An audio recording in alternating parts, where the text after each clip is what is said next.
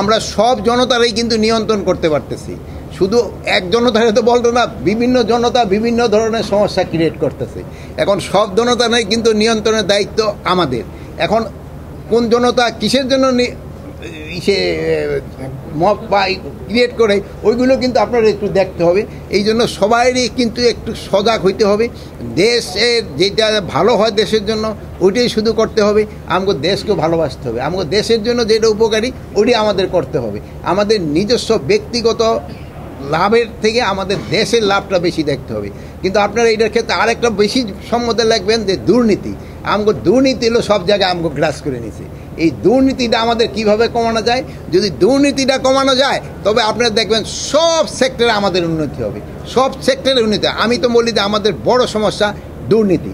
যদি আমরা দুর্নীতি করি আপনারা প্রকাশ করে দেন। আমরা যতজন অফিসারকে আইনের আওতায় আনছি, কোনো সময় এই 53 বছরে কোনো পুলিশ কর্মচারী এরকম আইনের আওতায় আনা হয়েছে? তা আপনারা বলেন কিভাবে যে আমরা অ্যাকশন নিচ্ছি না? যেখানে পাচ্ছি অ্যাকশন নিচ্ছি। অনেক সময় আছে যে রিপোর্টটা হওয়ার পরে আমাদের একটা ইনভেস্টিগেশন করতে হয়। ইনভেস্টিগেশনের সময়টা অনেক সময় ইনভেস্টিগেশন করে দেখা যায় যে অনেক খবরেই সত্যতা পাওয়া যায়, আবার কিছু কিছু খবরে কিন্তু মোটিভেটেড খবরও পাওয়া যায়। এই জন্য যেইগুলির ক্ষেত্রে সত্যতা পাওয়া যায় ওইগুলির ক্ষেত্রে আমরা অ্যাকশন নিই, এবং এই অ্যাকশন কিন্তু নেওয়া জারি থাকবে। যেমন আজকে আমি একটা সংবাদ দেখলাম যে যুগান্তরে উঠছে, আমরা এটার সাথে সাথে আমি বলছি এটা আগে ইনভেস্টিগেশন করো। যদি এর সত্যতা পাওয়া যায় আমরা অবশ্যই তার ক্ষেত্রে অ্যাকশন নিব।